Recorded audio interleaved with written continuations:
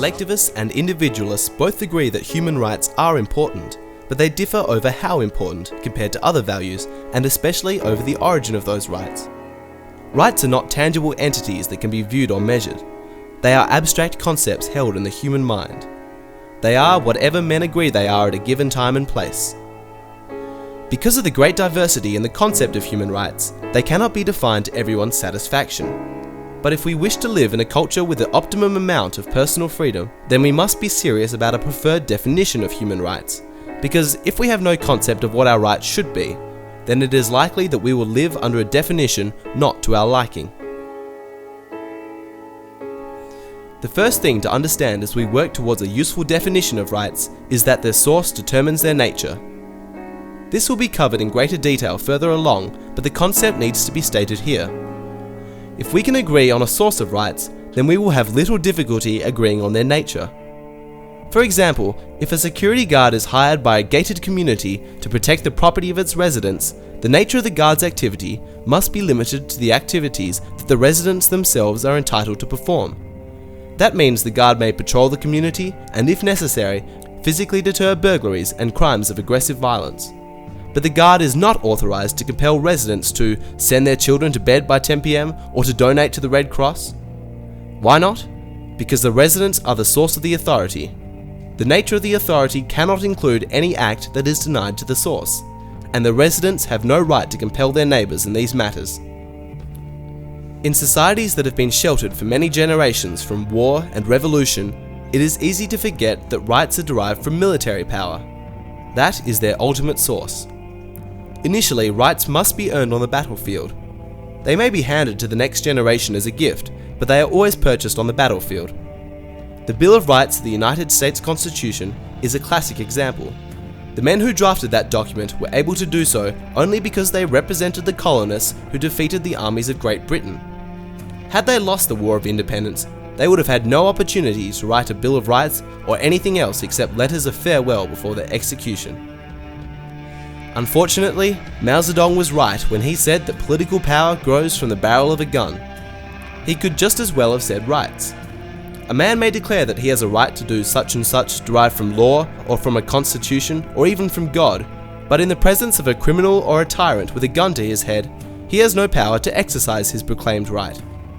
Rights are always based on power. If we lose our ability or our willingness to physically defend our rights, we will lose them. Now we come to the chasm between collectivists and individualists. If rights are earned on the battlefield, we may assume that they belong to the winners, but who are they? Do governments win wars, or do the people? If governments win wars and the people merely serve them, as in medieval times, then governments hold the rights and are entitled to grant or deny them to the people.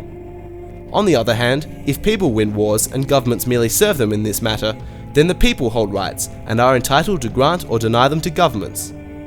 If our task is to define rights as we think they should be in a free society, then we must choose between these two concepts.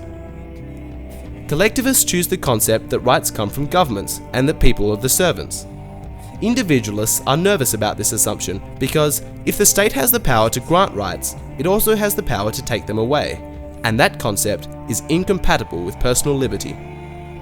The view of individualism was expressed clearly in the United States Declaration of Independence, which said, "We hold these truths to be self-evident, that all men are created equal, that they are endowed by their Creator with certain unalienable rights, that among these are life, liberty, and the pursuit of happiness, that to secure these rights, governments are instituted among men."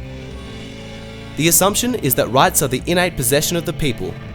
The purpose of government is not to grant rights, but to secure them and protect them. By contrast, all collectivist political systems embrace the opposite view, that rights are granted by the state. That includes the Nazis, fascists, and communists. It is also a tenet of the United Nations. Article 4 of the UN Covenant on Economic, Social, and Cultural Rights says, "The states parties to the present covenant recognize that, in the enjoyment of those rights provided by the state may subject such rights only to such limitations as are determined by law." I repeat, if we accept that the state has the power to grant rights, then we must also agree that it has the power to take them away. Notice the wording of the UN Covenant. After proclaiming that rights are provided by the state, it then says that those rights may be subject to limitations as are determined by law. In other words, the collectivists at the United Nations presume to grant us our rights, and then, when they are ready to take them away, all they have to do is pass a law authorizing it. Compare that with the Bill of Rights of the United States Constitution. It says that Congress shall pass no law restricting the rights of freedom of speech or religion, peaceful assembly, the right to bear arms and so forth, not except as are determined by law, but no law. The United States Constitution embodies the ethic of individualism. The UN embodies the ethic of collectivism, and what a difference it makes. We can see that individualists believe that the state cannot have any legitimate powers unless they are given it by the citizens. Another way of putting it is that governments may only do those things that their citizens also have a right to do. If individuals don't have a right to perform a certain act, then they can't grant that power to their elected representatives. They can't delegate what they don't have. It makes no matter how many of them there may be. If none of them have a specified power to delegate, then a million of them don't have it either. Let us use an extreme example of 3 men afloat at sea struggling over a piece of debris that will only support 2 of them.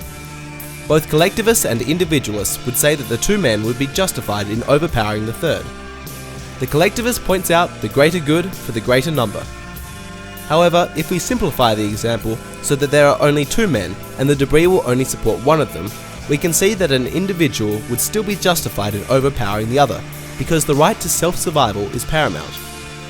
We can see that in the original example, there is no need for any group right to justify overpowering the third individual. When each man acts, they do it for their own individual right of self-survival. Using physical force to protect our lives, liberty, and property is the legitimate function of government, because that power is derived from the people as individuals. It does not arise from the group. Here's a more typical example.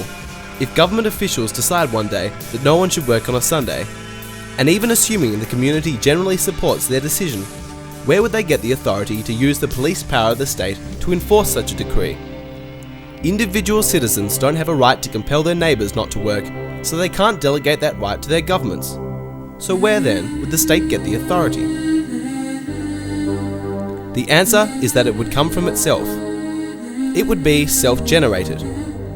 When governments claim to derive their authority from any source other than the governed, it always leads to the destruction of liberty. Preventing men from working on a Sunday would not seem to be a great threat to freedom, but once the principle is established, it opens the door for more edicts, and more, until freedom is gone. If we accept that the state or any group has the right to do things that individuals alone do not have the right to do, then we have unwittingly endorsed the concept that rights are not intrinsic to the individual, and that they in fact do originate with the state. Once we accept that, we are on the road to tyranny. As we shall see in part 2, collectivists are not concerned over such picky issues. They believe that governments do in fact have powers that are greater than those of the citizens, and the source of those powers, they say, is not the individuals in society, but society itself.